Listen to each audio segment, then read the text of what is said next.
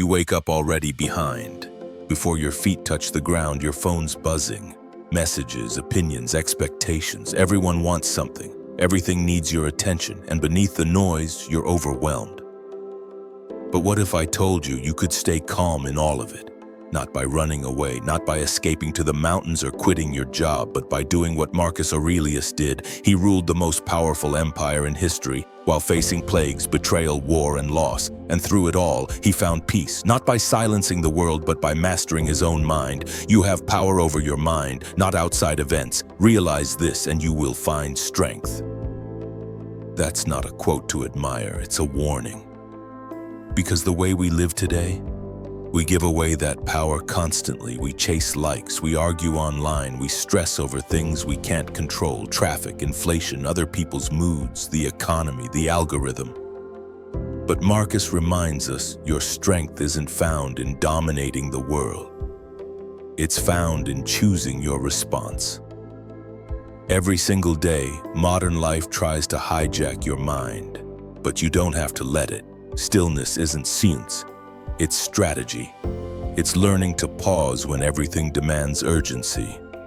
It's remembering that power doesn't look loud, it looks anchored. That's what Stoicism is.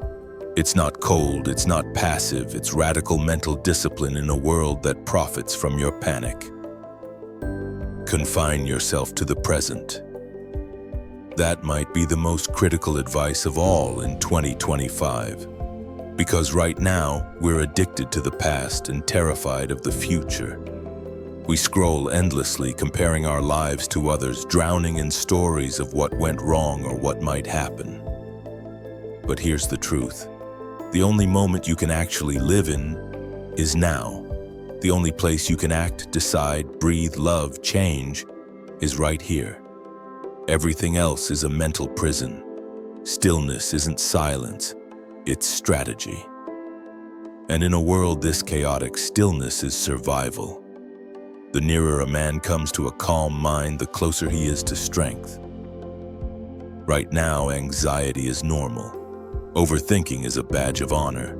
Productivity is worshipped more than peace, but what is all that getting us?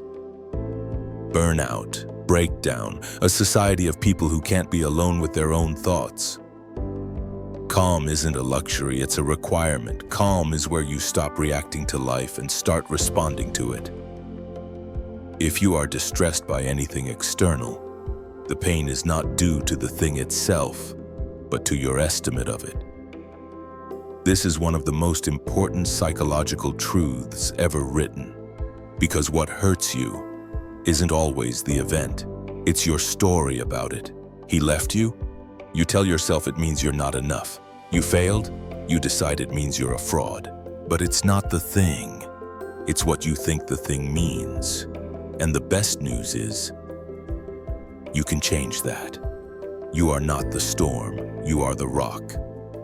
A young woman is overlooked for a promotion. She's worked twice as hard. She wants to quit. But then she remembers. If you are distressed, it is because of your estimate of the thing. She takes a breath, redefines the meaning, uses it as fuel, not evidence. That moment, that's power. Just that you do the right thing, the rest doesn't matter. We are obsessed with perception. We tailor our lives for the highlight reel. We care more about how things look than how they feel. But you don't need to be liked. You need to be aligned. And alignment comes when you act with integrity, whether anyone notices or not. In a world chasing applause, choose virtue.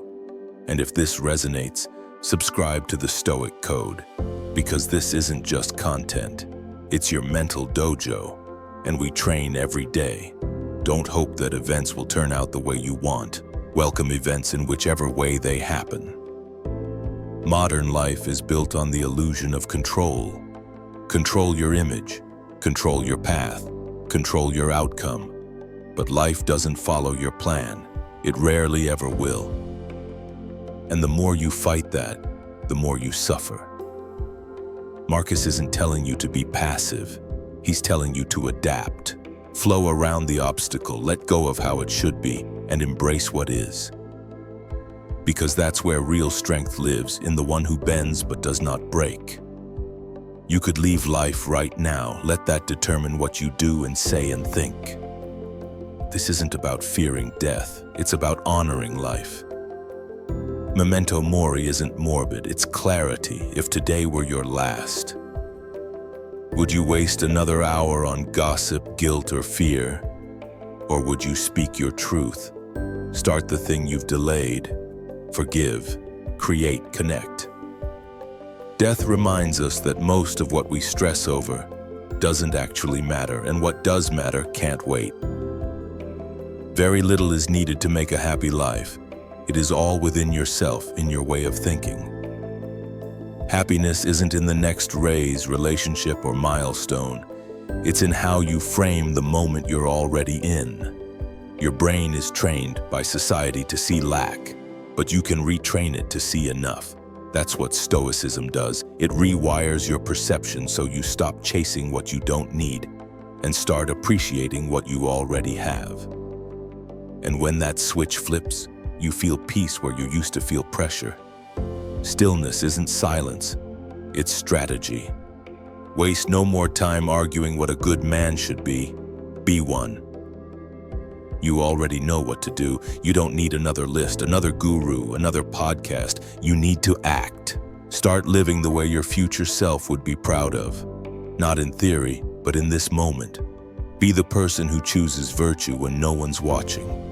Be the one who holds the line when everyone else folds. Be the one who makes calm contagious. Marcus Aurelius didn't escape his problems. He stood taller than them. And you can too. These aren't just quotes.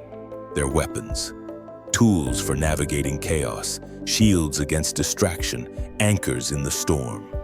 So choose one. Live it today. Let it change how you think, how you speak, how you respond. If this gave you clarity, drop your favorite quote in the comments and how you're applying it today, and if you're ready to go beyond inspiration and into discipline. Subscribe to the Stoic Code.